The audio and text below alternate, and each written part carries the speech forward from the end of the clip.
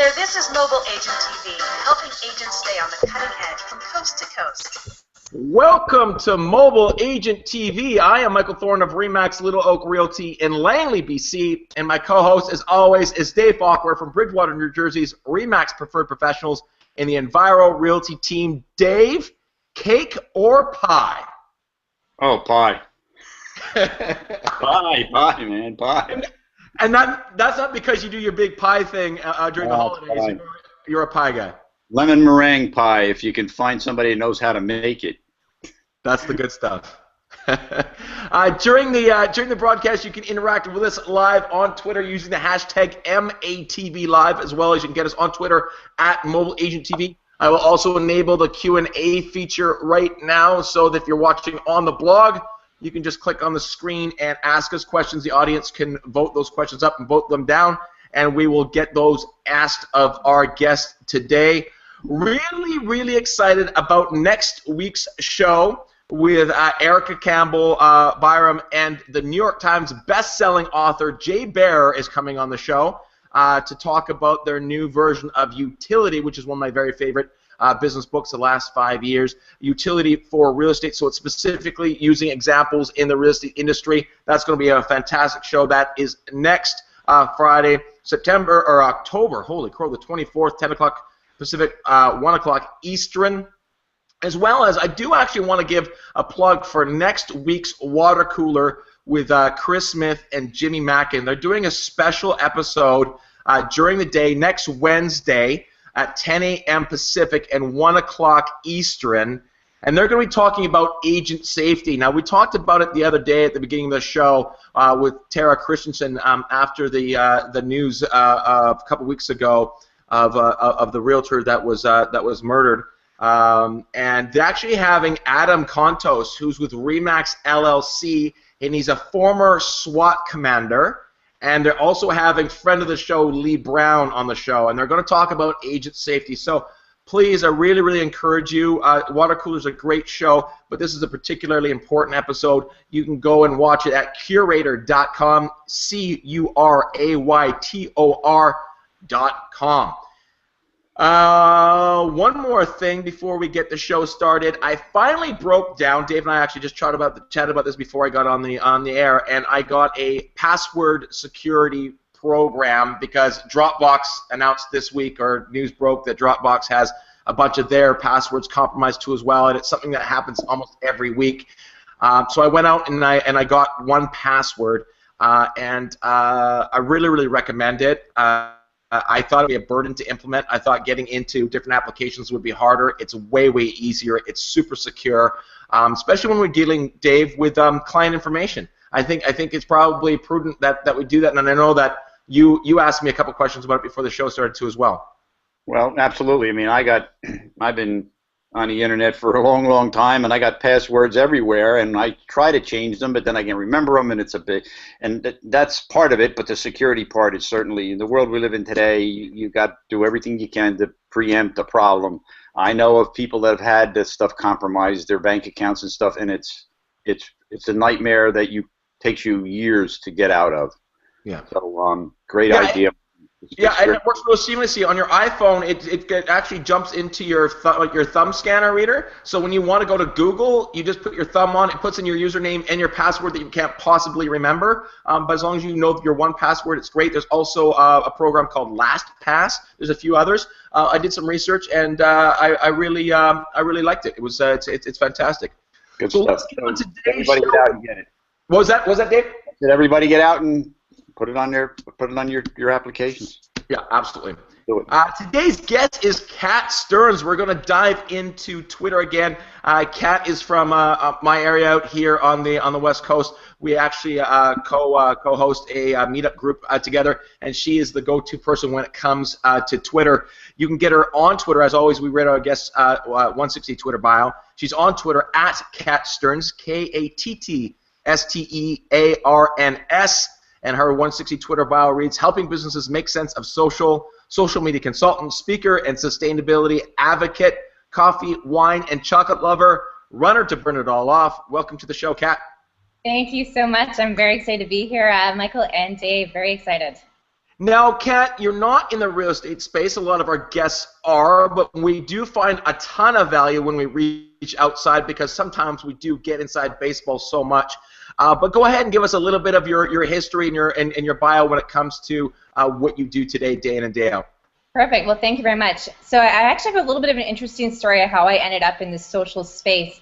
And it started about 10 years ago, back when basically all we had was Facebook and MySpace. And I had the fortunate opportunity of working in the music industry. Back then I was living out in Saskatchewan, which is a very, very cold province, but I worked with a lot of different musicians. I worked with different record labels. I worked with the Junos, with the Canadian Country Music Association, and my role there was to help with marketing and promotion and to understand how you can use these social channels to be able to connect with their different fans and audiences. So we were really on the cutting edge of really being able to understand how these tools would be able to help people grow their businesses and grow audiences. Fast forwarding to today, I stepped away from that industry and then went back more into corporate and worked with a local power generating company here for about 4 years, working in their marketing department. And then a year ago, almost to the day, I made a big jump and stepped out to go on my own and work with businesses. And I joined in partnership with another gentleman who you've had on the show, Jonathan Christian, and work with him with We Make Stuff Happen, and then as well do my own things as well too. And so what we really focus on is we focus on helping businesses really make stuff happen and helping them to go into their organizations, understand what their goals, what their objectives are, and helping them to find the best platforms. Maybe it's Twitter, maybe it's YouTube, maybe it's really helping them to craft a really detailed blogging strategy so that they can really get their stories out there, help to educate, entertain, and empower their audiences, and really help to build those connections. And that's a great point though, Kat, about you have to find the right platform, and that's a little bit what we talk about. I mean, before Dave's been very open. He's not a Twitter guy. I think Twitter, when it comes to real estate, is the absolute no-brainer when it comes to engaging with people. By the way, Vanessa, Dave's wife, jumped on Twitter 2 days ago. You can get her at Vanessa Falkware on Twitter, so that's pretty exciting. She's downstairs right now watching the show. She doesn't watch it that often. She's watching the show because she wants to start tweeting. Perfect. Well, we will help her with that. But Kat, I would imagine there's a lot of things dealing with small businesses that are going to relate to real estate agents. We are in itself a small business, and we're doing a whole lot of a whole lot of stuff at the same time. So let's get right into it. The teaser I put out for the show, Kat, was I think that Twitter in the real estate space is probably the most misunderstood and underutilized platform there is. And I certainly started out that way, where I completely misunderstood it. I didn't get it. And I know for certain in the last 2 or 3 months I've had numerous agents come up to me and go, I, for the longest time, didn't get Twitter. I totally put it on the back burner, and now I've gone back and revisited it, and I'm upset that I lost the last year and a half of sort of growing that community. What is it about Twitter compared to Facebook or YouTube that people have a problem getting their head around what exactly the value of it is to a small business? It's a great question, and I think it not only applies to the real estate, but to so many other businesses that really are like, okay, I don't get Twitter. And so Twitter, how it's so different is that if you look at Facebook, and if we'll use the example of real estate, that if you happen to have a friend that, or if you happen to be wanting to find people that are talking about moving or talking about wanting to sell their house, in Facebook you only can go to so far to be able to search for that information or to connect with different people. In Twitter, you have the ability to connect with anybody anywhere in the world. And you're able to find conversations, be able to connect with them. And it's a very different way to build those relationships. Where it's really different, though, is that you are very Facebook or Twitter's gone through a lot of different migrations by adding now images and adding different elements to it where you can start to be adding a bit more content. But at the very beginning part, it was really just you're sending out your 140 characters, and we weren't used to talking in that sort of conversations. And we didn't really know where this was going and how it was going to be able to interact with people. So it was a very different type of platform. Yeah, and there's definitely a maturity in Twitter the last, I think, year and a half. I mean, it's a few years behind Facebook, and we've definitely seen the maturity that Facebook's happened. And I think the big difference between something like Facebook and I think where the value for real estate agents is on Twitter is the people in your Facebook, whether it's groups on your personal profile or in your business, are limited to the people that are already inside your sphere. You have to be connected to them in some way to hear what they're talking about, to engage with them, and to add value. Twitter is the complete opposite. They don't have to be anyone you've ever met before or know who they are, and it's still okay to join in those conversations without it sort of being weird. And so there's no doubt Facebook has an enormous value to what we do day in and day out, keeping in touch with past clients. Dave's a huge Facebook guy. But to reach people that you're not already connected with, Twitter is like no other platform because they're not already in your sphere. So talk about your ability to find those conversations because they're not people that you're already connected to. Exactly, perfect. So, and I think, Michael, you've done a really great job of this in some of the things that you've shared online. And one that you've just mentioned here is Jay Bear, is that if you wanted to connect Bear, you could probably find him on Facebook, but chances are he probably has his 5,000 friends on his personal profile, so it'd be really difficult to connect with him there, and chances are he might not accept your friend request. You could find him on his page where there's probably hundreds and thousands of other people that are there, and you can slowly start to interact with this conversation and slowly build that relationship. Or you can go to Twitter and you can tweet him directly, and you can start to have a bit more of a personal conversation with him from there. Where Twitter is really valuable is it really helps you to find those individuals, help you to build those conversations and build connections. That's where I feel Twitter also has that little bit of a misunderstanding, is that I think over the years it started to shift a bit more where it's not really about selling. You have the ability to run ads, you have the ability to sell, but it's really about connecting. It's one of those platforms that you can truly start to build those one-on-one connections, unlike Facebook where it's more of like you put a message out there and you can have a lot of people that can have a conversation around it. Twitter, you really have that ability to build those one-on-one connections and find those hard-to-reach people that you might not ever be able to find in any other platform. Dave, Twitter, you get it, and it doesn't fit your business model, or it's something that you just haven't seen, you know, the value in it yet, and the jury's still out for you. No, the jury's not out for me. Believe me, between things Kat just said, things you've said, things guests have said, especially Katie Lance we've had on it, who talked about Twitter, and I've kind of done my own little homework on it. For me, it's a matter of time and how I want to interact and generate leads and interact with my clients. And I just don't, personally for me, I don't have the time to invest in another means of doing that. I know the value of it, and you know I've been doing this a long time. If I was 25 years old and I was willing to go 1,000,000 miles an hour a day, you know, I would take on another platform. But for me, it's not. Vanessa she's good. She's just as busy as I am, but she's younger. I wasn't gonna say it. She's younger, so you know she's willing to do that, and believe me, I see the value in it, and there is a definite difference. She's pointed that out. I mean, it's obvious to me, but I'm a Facebook guy, you know that, and I interact with people that way, and I run ads up there, and I boost posts, and it works for me, and we see a lot of value in it, and our ROI is like through the roof with that. So it's time for me. It's time. And Kat, that's probably something when you guys are out dealing with small businesses, that kind of, they've hired you to come in and say, consult, get us going, put a strategy together, and then I'm not sure there's a lot of people that say, can you stay on and keep doing it because I don't have the time, and you're dealing with a small business, maybe 1 to 10 employees. For a lot of real estate agents, it's 1 or 2 on a team. That must be a common theme where they're like, I understand it, I get it, I see the value, I don't have time. Exactly. That's a really common thing where it's, you know what, the first 30 days when you start to dive into social media, businesses are really excited and it's like, yep, I can totally do this. But eventually life comes back, business comes back into it, and you realize that you don't have that 20 minutes, that 30 minutes every single day to sometimes dive deep into those different platforms. So, but that's where it's really important, is that if you end up being someone that just schedules tweets out and you don't respond back, or schedule Facebook posts and you don't comment back and like back, you're not going to see that engagement, you're not going to see that return on investment with it. So that's where it's really important, and that's where you really have to sit down and look at it and say, what are the right platforms that I want to be using? How am I going to use them? Do I have the time to do it, or should I be finding other people to help me to do that? Perfect. Now, before we dive in, actually, we want to dig a little bit deeper, Kat, with you than we have in the past. Twitter continues to mature, and there's some exciting opportunities that present themselves today on Twitter for agents that didn't exist a year ago.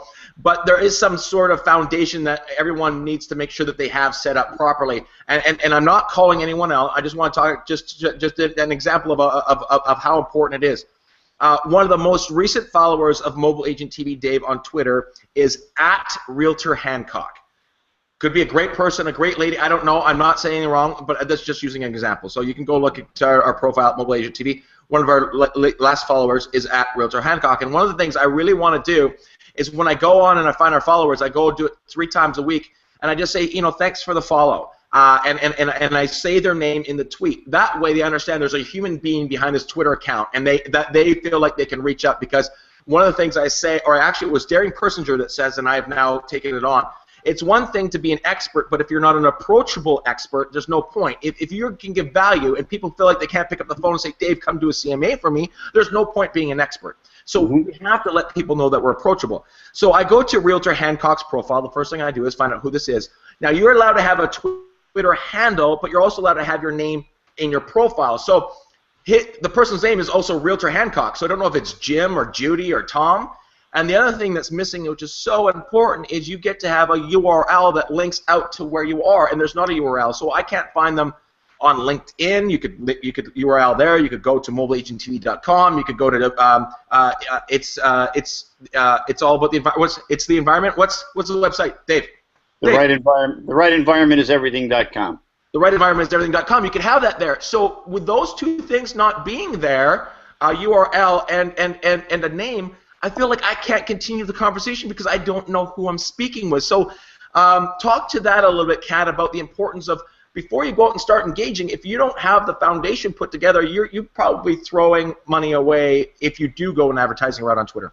No, you said it perfectly there, Michael. That's completely true there as well. It's the biggest thing is that, and it's just like anything else, right? When you're sitting down to go in and start a business, you're going to start to build a house, you need to take a step back.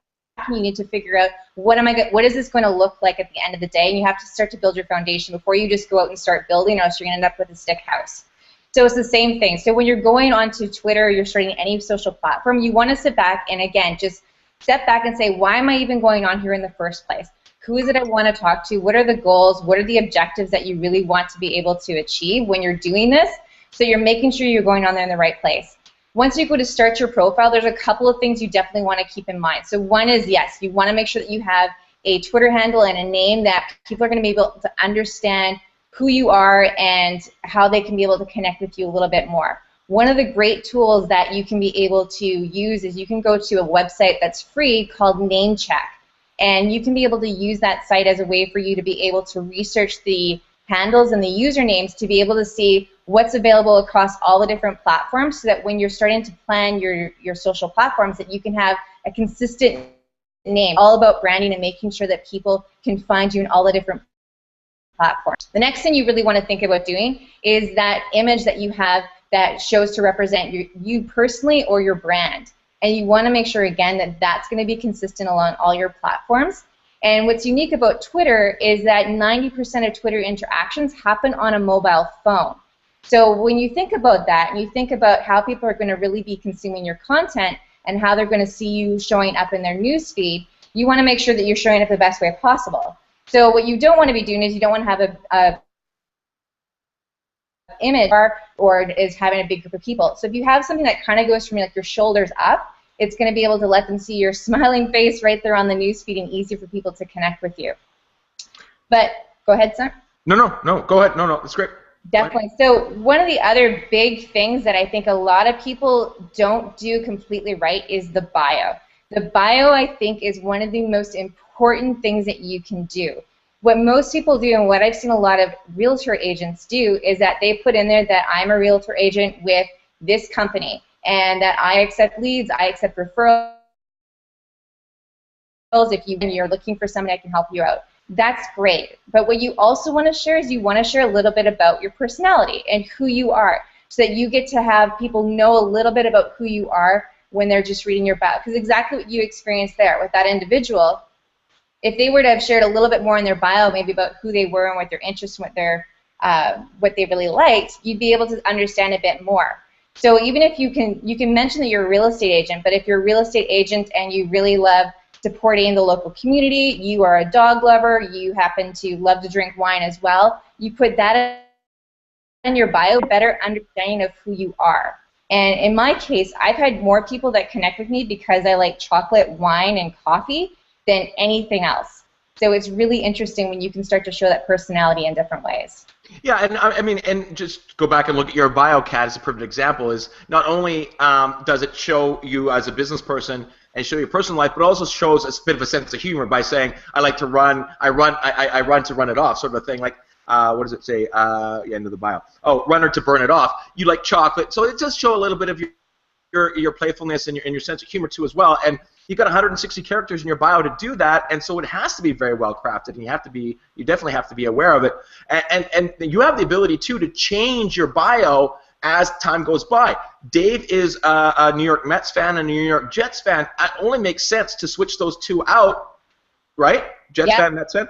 They switch those out depending on if it's baseball season or football season. Like, just, you've got 160 characters. You can sort of move that in and out so that you're constantly being personable and engaging with people. Exactly. And if you just think about it, I'm sure as you go and you look at your followers and you see who's following you, and you go through and you just see somebody that says real estate agent with this company versus somebody that says that they're a real estate agent, they're a father or they're a mother and they have 3 kids and they're a soccer coach, you get a bit more of an understanding of who that person is, and now you have that opportunity that when you're wanting to reply back to them to say, hey, thanks for the follow, you can say, maybe it is that, you coach, or that you're a father too, or you're a parent, and you can be able to reply back to that, and that relationship can happen a lot quicker, and you start to build that affinity a lot quicker with people, and you can have that relationship actually blossom into something more.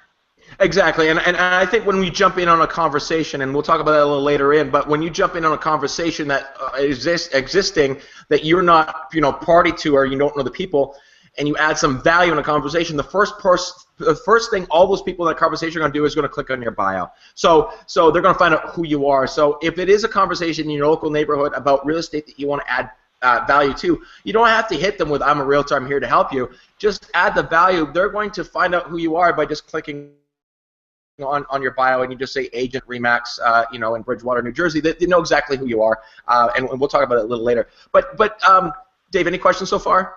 No, I mean, my overall, I think Facebook, where we interact with a lot of our clients, we have conversations with our clients on Facebook, and I guess to go back to what Michael said before, I guess the analogy is Facebook's like a little closed party, and Twitter is a big open room full of everybody. Yes. And you just pick your conversations. You pick the conversation you want to go into, and if they're relevant or there's something you want to engage in, and be yourself, because that's your personality, and what you put in your profile is also important. But be careful what you say, just like you do on Facebook. Don't talk about politics too much, or those kinds of crazy things. You're going to alienate people. So, it's kind of how I look at it. Yeah, exactly. So Kat, do you see in the last year and a half, because you're always focused on Twitter and staying up on top of it, do you see a maturity in Twitter that's happening the last year and a half, like we saw Facebook maybe 3 years ago, where it's really starting to become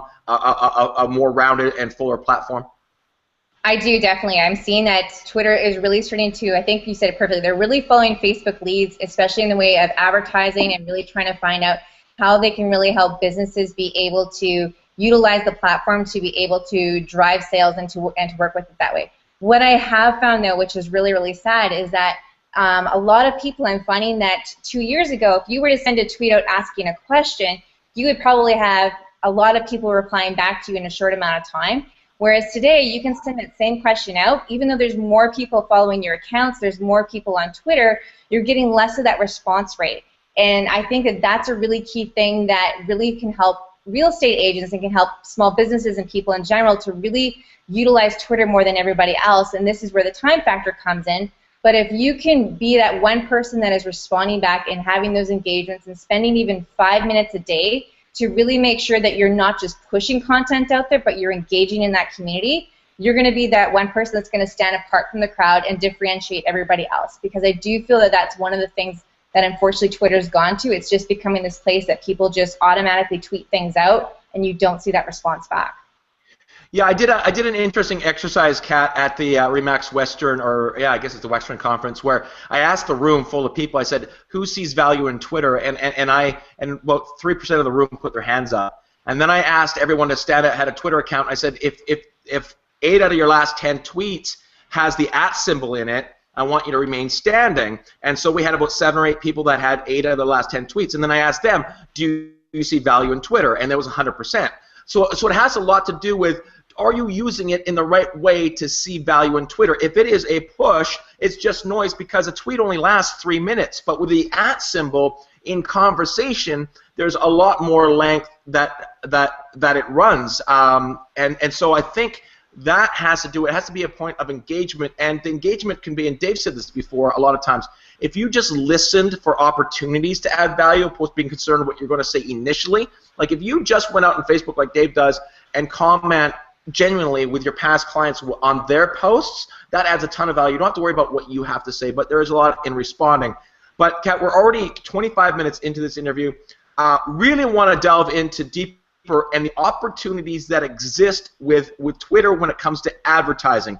A very unique Facebook post, or an interesting Facebook post, went out yesterday in a real estate chat, and it was an agent that says, "I've given up on bus bench ads." I love to hear that. "I've given up on bus bench ads. They don't work. I'm going to have $250 extra every month.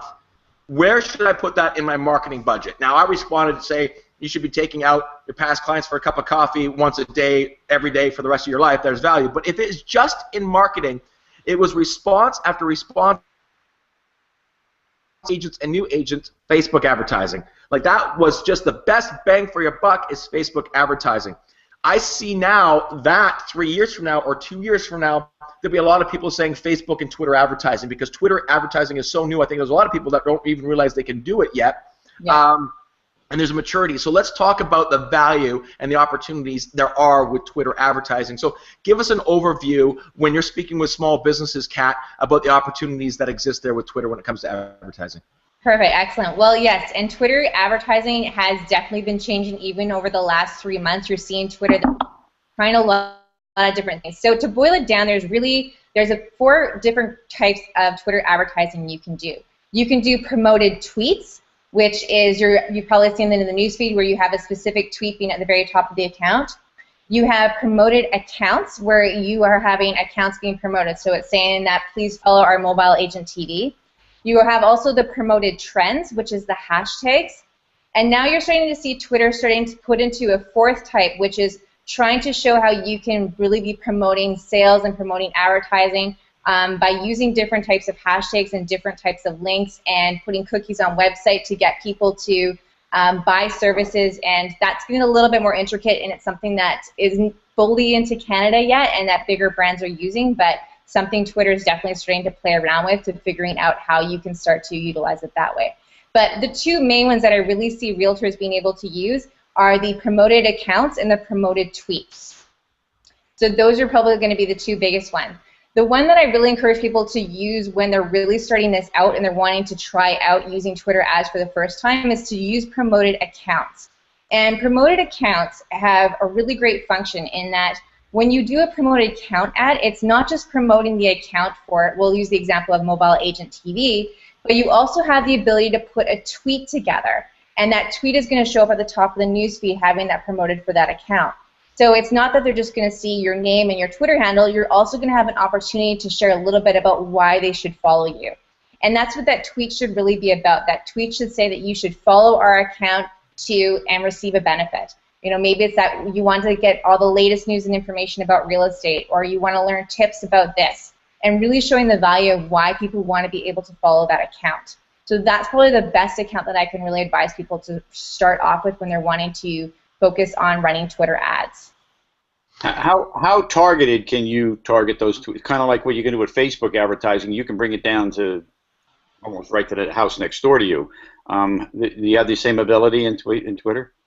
A great question. So you do have a lot of ability to be able to narrow that down. So you can go into it and you can be able to start to narrow down the specific location you want to do. In the United States, you can get right down to the city or to the location specifically. In Canada, they haven't gotten to that point yet where you're really only able to get to the province that you want to be able to go into. But you can do the same thing where you can start to pick your demographics. You can be able to pick the interests that people have. And you can also, similar to Facebook, you can pick other accounts. So that if Mobile Agent TV wanted to run an ad and they said that, well, we know that majority of the people that are going to follow, that would be interested in following our account, also follow these 10 people or these 20 other people, you can take those Twitter users, put them into the database as well, and you can just run ads to their followers. So you can have a lot of the same ability that Facebook has. Now, the great thing that happens when you do the promoted account versus other types of Twitter ads is that the only time that you get charged is if somebody follows you, clicks on the follow button from that specific tweet in the newsfeed. You don't get charged if somebody retweets it. You don't get charged if somebody replies to it. You don't get charged if somebody clicks through that tweet to go and look at your profile and then they press follow. You only get charged if they click the follow button right on the tweet in the feed. So it's very cost effective for you to be able to be using that versus other types of Twitter ads where you can get charged for every interaction. And the other thing I find interesting with Twitter ads is the inability for real estate agents or for anyone to promote the personal side on Facebook. You can't promote Dave Fockworth's personal Facebook page. You need to have a business page. Where Twitter, if you are Dave Fockworth on Twitter and that's just who you are, there's no difference between a business account, Mobile Agent TV, and I am Michael Thorne on Twitter. So there's a lot of value there. People don't want to have these multiple platforms and want to be themselves and promote themselves without having a brand. There's some unique opportunities there that just don't exist in Facebook.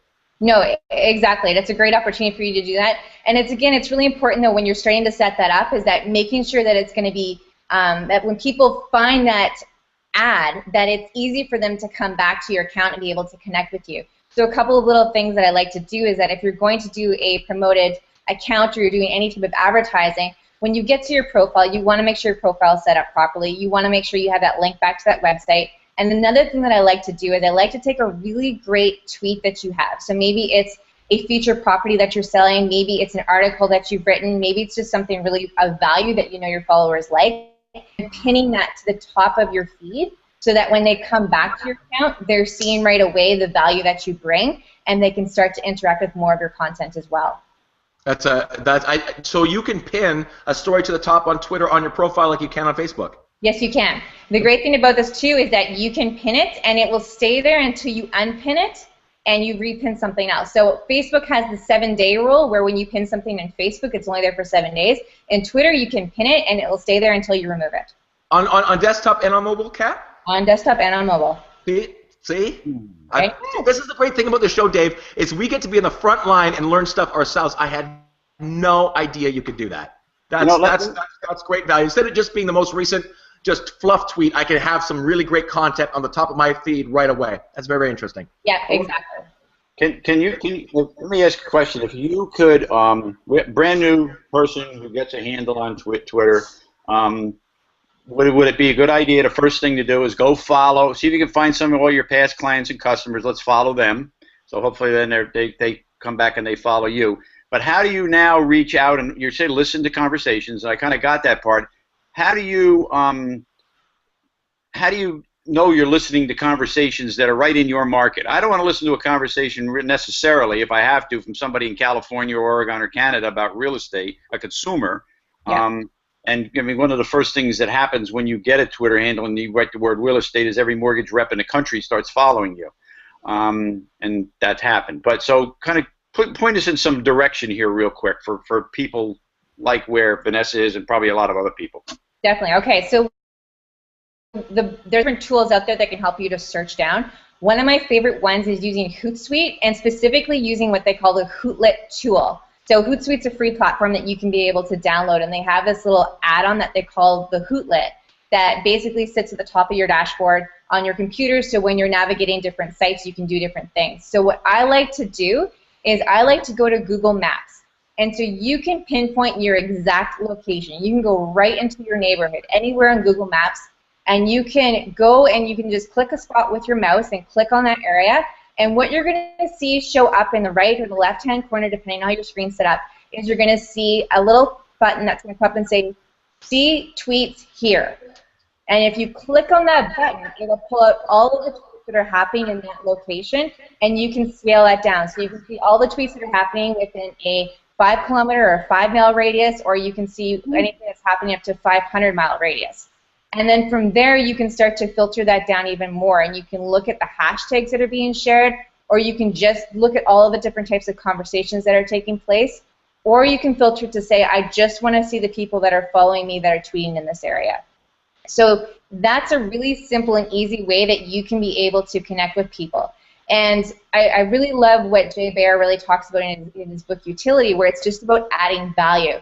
So one of the great things that I think real estate agents can do is that if you just spend a few minutes, even just a couple times a week, to just go and to do that, and you start to look for conversations, people using the hashtag real estate or home or different keywords, and you do that in a really hyper-local search, and you just start to add value, and you just start to engage back. If somebody's asking something about the local neighborhood, somebody's asking about different events that are going on, and you just start to engage in those conversations, you'll really start to see that have a huge amount of benefit. Good, thank you. And Dave, that's really, and this whole thing, I mean, hyper-local is what real estate is. Like you say, like Mobile Agent TV, we want to reach RE/MAX agents and agents of all brands all across North America, across the world. That's Mobile Agent TV. Dave Falkware, you only care what's happening in the 10 kilometers of where you work. So to be able to cut through the noise, when someone says the word realtor in 5 kilometers or 10 kilometers where you work, to read through those tweets, there's value there. Either it's I'm looking for a realtor, or it's talking about realtors other real estate agents doing. But the conversations is much more meaningful what we do when it's a hyper-local market. The word hashtag open house on a Thursday or a Friday has a lot more value than on a Saturday, because on a Saturday, it's realtors talking about open houses. On Thursday and Friday, it's saying, hey, Tom, do you want to come look at open houses with me on this, this weekend? So to be able to hear that hashtag open house or just the words open house, hyperlocal has a ton of value. Real estate, thinking about moving, the search capability is amazing, because then you can jump in those conversations, which in Twitter you're absolutely encouraged to do, add some value, and then they're going to click on your bio, they're going to see who you are, they start to build know, like, and trust. I was down in Seattle with my family and a big group of our family, there's about 14 of us, and we wanted to find a little bistro for lunch. And I just put out, where should I eat? Seattle, hashtag the neighborhood. And I got 4 or 5 locals who I have no idea who they are, but we're keeping an eye on those hashtags, says, you should go here, you should go here, added value. And so that's where the enormous opportunity on Twitter is to engage with people you don't already know that live down the street from you, to build know, like, and trust, and whether that converts today or 6 months from now or 3 years from now. There is value in people knowing who you are, especially if you can add value. And I think it goes back, Kat can talk to this a little bit, and I'm rambling, but if you do have great content, great blog posts, you've already answered the questions, the 5 things first-time home buyers should know, or whatever it is, when people ask those questions on Twitter, you should say, here's some value. Here's a link to an article I wrote about that, and so that you can repurpose some of that information to add value without it being a sales pitchy type of a thing. Exactly. And there's a that does this really, really well. And they followed, I think, some of the examples that Jay Baer shared in his book Utility. But what they do, they focus on Foursquare and Twitter in particular, where they check into a local restaurant and they'll leave a tip about what's the best thing to have on the menu. But then they use the hyper-local search in Twitter as well, too. And a lot of the agents, what they'll do is they'll look for conversations that are taking place that even have nothing to do with real estate. Something as simple as, where should I go to buy this, or what's going on this weekend, or like you said, like, where's a really great place to go and get coffee. And they just be that value add to the community to be able to share that information. And eventually people start to realize that these guys are really, really helpful, and that when you're going to think about buying a house or selling a house, who are you going to go to? You're going to go to that individual that has been engaging with you on Twitter and has been telling you where you should go and take your kids to a nice park or where you should go for a nice cup of coffee, that's who you're going to go to. And I think that that's a great opportunity that a lot of realtors can really dive into and can really see a lot of value for their market. Want to talk about a really unique story that a great agent, Craig Pilgrim, related to me the other day. Craig is an agent out of, I think, St. Albert, same market that last week's guest, John Carl's from. And Craig and I have got to know each other quite well over the last couple of years. And you know, he's taken my advice. You know, we should be looking for search opportunities on Twitter and engaging. Well, a tweet comes across his plate the other day saying that it was a buyer who was upset that there was 2 properties that were listed by RE/MAX that didn't have photos on the listing yet, and the person was venting. And Craig thought, here's an opportunity for me to take this negative, to add some value, and that was it. So he tweeted back and he says, I'm so sorry. These aren't my listings, but I would love to go to the realtors and get some photos for you, and if not, I will go to the properties and I'll get photos for you and I'll send them to you. Really a huge value add. He's trying to minimize this negativity. Now Craig understands the rules of real estate. He would have gone to the real estate agent and asked if it was permission to take the photos and submit them on. And then it shifted. Instead of being a very positive experience, it took a left turn, and the person that was already angry on Twitter started saying, look, I know you can't do that. You can't, you know, it's like your property. You don't have a right to do that. Anyway, it got bad, and Craig kind of got frustrated. He was trying to add value. He was trying to help. He ended up saying, I'm sorry, I was just trying to help. You know, have a great day, sort of thing. And it died there, and we had a bit of a talk. And depending structured, you know, Craig Pilgrim has 2,500 people that follow him on Twitter. At least those people saw that Craig was a good guy, that he was trying to add value, he was trying to help someone out. Whether the result of that particular individual is not, it definitely speaks to your brand, depending, like I said, if that tweet started with the @ symbol or not. But there's amazing opportunities. There's a lot of businesses that are just using it as reputation management, as the ability to listen to feedback of people. Kat, you talk about that quite a bit, about how you leverage as a consumer, trying to get in touch with a business, and you weigh a lot with either whether you've been listened to or you've not been listened to goes a lot to how you perceive the brand. So there must be opportunities for real estate agents to be that customer service representative for a local community. Huge opportunity there, definitely. We're living in a time now where we want results, we want information now. So if you go to one source and you don't get that response right away, you get mad and frustrated, and you start to look for other opportunities to get that.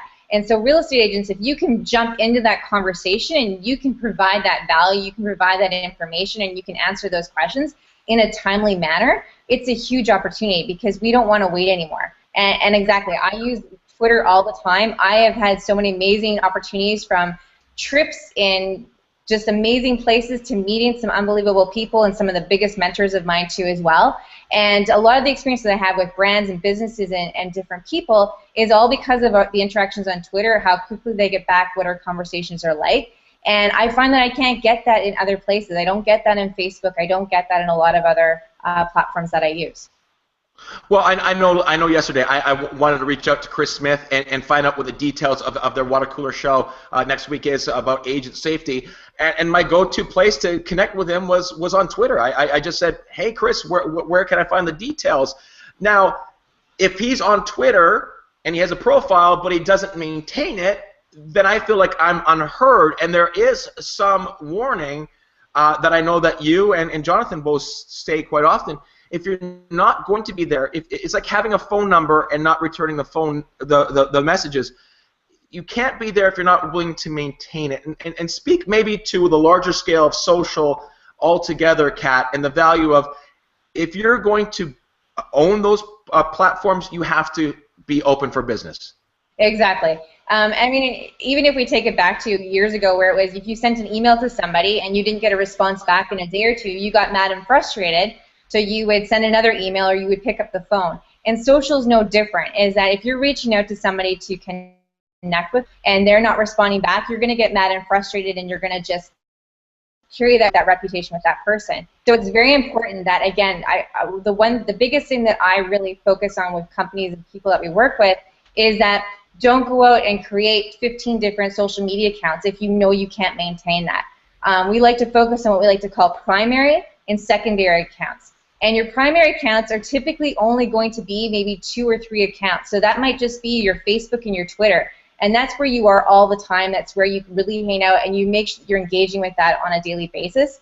Then the secondary accounts are maybe ones that you're wanting to test out to see if there's value, or you just check in every once in a while. But you still need to be checking in with them. And if there's accounts that maybe you created in the past but you're not using anymore, it's okay to put that in your bio and say that, you know what, if you really want to connect with me on this platform. Or I only check this every once in a while. But just help people set that expectation of what they're going to get if they connect with you on a different platform. Because for me, one of the best ways I'm going to connect with somebody is on Twitter. And if I don't get those responses back, I'm not going to go to Facebook. I'm not going to go to LinkedIn. I'm not going to go and search where to find you.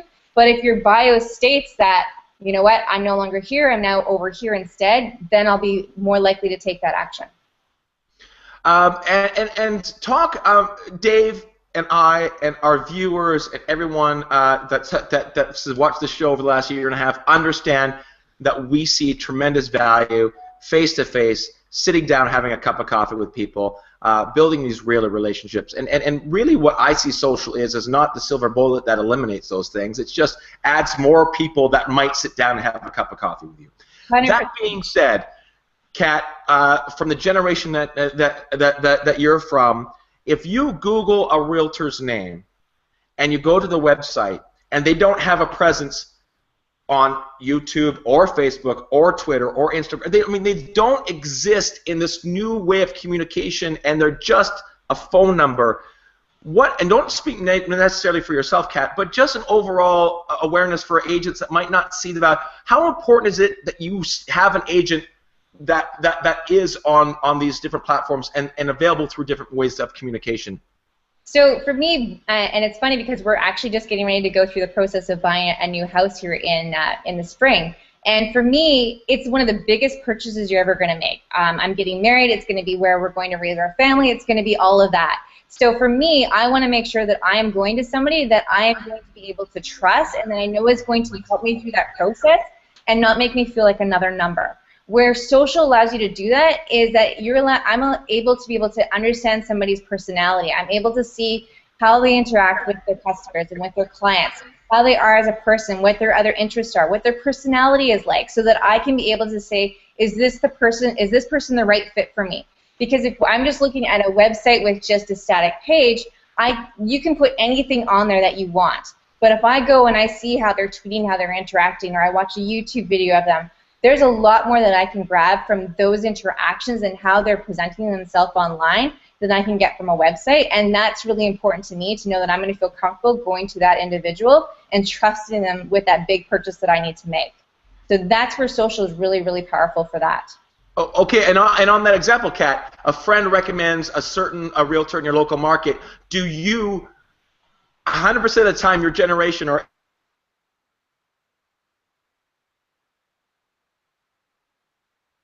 Google's that name, even though it's a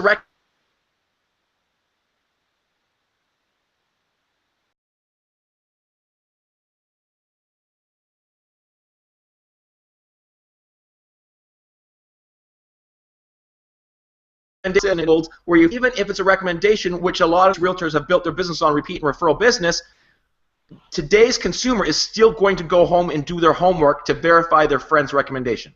100%.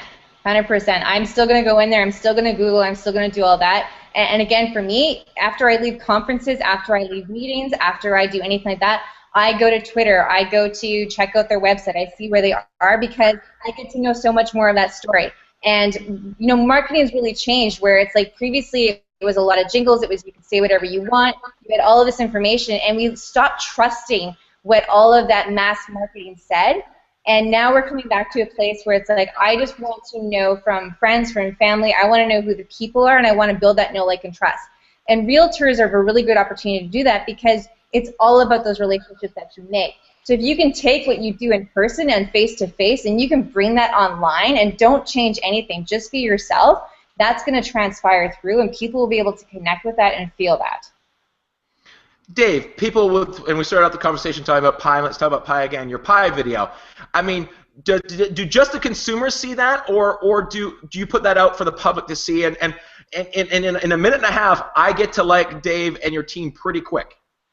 Well, we put it out. It was on Facebook. We put it in some different places. We were very careful not to send it to some people who we had sold houses to who we weren't going to deliver a pie to.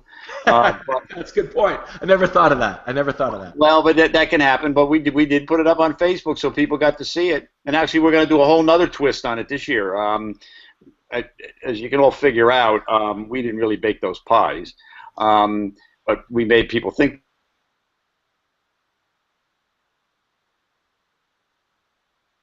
The baker, and we're gonna do like, you know, truth be told, guys, we didn't do it. We're lied to you. We're sorry, but here's the guy that makes the pie. So we're gonna do a little. We had to find a different thing to do. I think probably what we're gonna do this year. So anyway, it's. But Dave, we've worked. It's fun. You've definitely benefited from it the last number of years as someone that's really embraced social and definitely on Facebook. What's it like when people? You walk through the front door, they already know who you are. There is something super powerful about a connection that's pre-built when you finally do get them in your car, as you say all the time. Well, absolutely. It's like, you know, that trust and like. They have to trust you and they have to like you before you even get going. And if you walk in cold, well, you have to start that process. I can't put them in my car. But again, if they see you, you've done a bomb to them a couple of times before you met them. You know, they go on your website, they see me doing a tour of a community.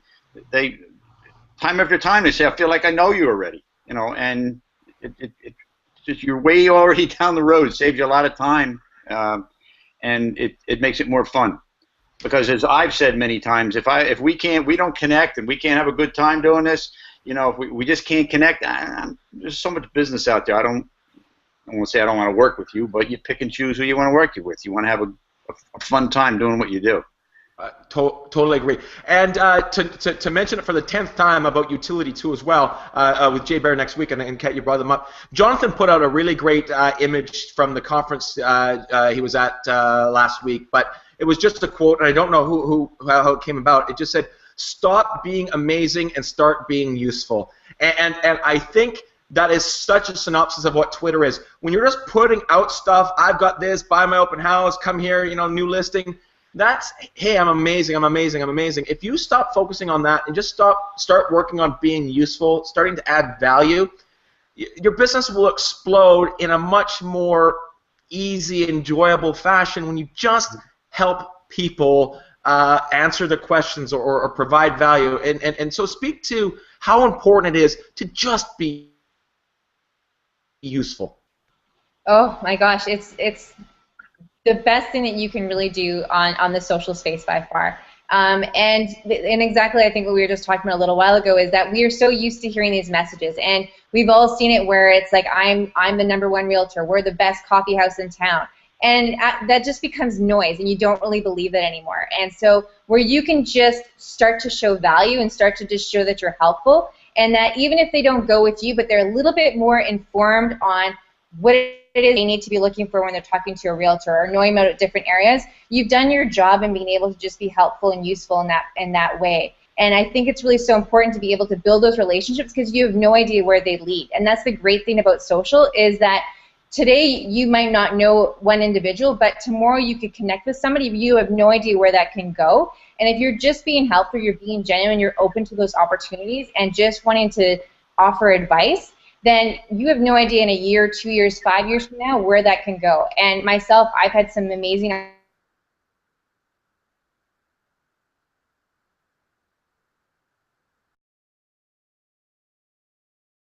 opportunities, etc. And if you can just be there to be helpful and show that you want to be part of the community, people will engage with that long term. And nobody wants to feel like they're being sold to ever. And so if you just start to push your message, people are going to shy away from that.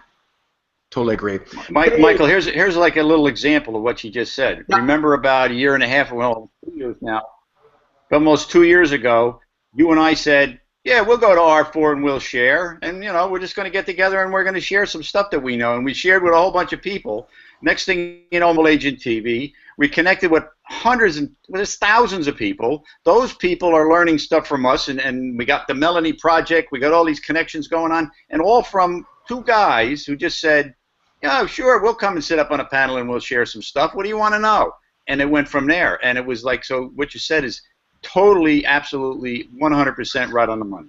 Yeah, and just to mirror that, Dave, if you look back on the last year and a half of all the amazing people that we've had come on the show, especially in the real estate space, all the big producers that we've had, and we've had the world-class producers on the show, all of them open books. And there's something amazing about understanding that has tremendous value, and law of reciprocity, whatever you want to call it, there is amazing benefit in being useful. They wouldn't be where they are and be these top producers if they didn't have that attitude. No, absolutely. Dave, do you have a takeaway today? Do you have a nugget? Do you think Vanessa has taken away something that she's downstairs watching the show? Oh, I'll go ask her, but sure, absolutely. No, she's excited to do this. We're kind of shaking everything up, you know. We're at a level of production that's kind of, we've increased every year, but we're kind of like stuck at it, and we need to build a team. So we said, let's just turn everything upside down, which we're doing. And this is one of the things. Let's do some of this. Let's do what we hadn't done before. Let's do the opposite of what we did before, even though we had success at it. So this is one thing. Actually, I'm going to predict that she's going to take the bull by the horns here and run with this. Perfect. I would love to see Vanessa on Twitter. Kat, let people know, our audience who are watching now and recorded and on iTunes and on Stitcher Radio, know how they can get a hold of you and We Make Stuff Happen if they want to sort of get more educated, get some training, get some value from what you guys do. Awesome. Yeah, definitely. Thanks, Michael. So the easiest way to connect with me is on Twitter at Kat Stearns. So that's at and then Kat, K-A-T-T, so 2 T's, and Stearns, S-T-E-A-R-N-S. And then, yeah, definitely check us out at WeMakeStuffHappen.com. And we have a lot of really great downloadable DVDs and information. And if you're wanting to get some more training on Twitter, LinkedIn, Facebook, other different types of platforms, got a ton of resources there. And you can also just follow us on all the other social platforms for other updates as well. Fantastic. Kat, thank you so much for coming on and giving us an hour of your day. We really, really appreciate it. I know our audience really, really appreciates it. Next week's show, super excited about one of the best business books I've read in the last 5-10 years, and now they're releasing a new one that's specifically for real estate utility by Erica Campbell Byram and New York Times best-selling author Jay Baer are coming on the show next week.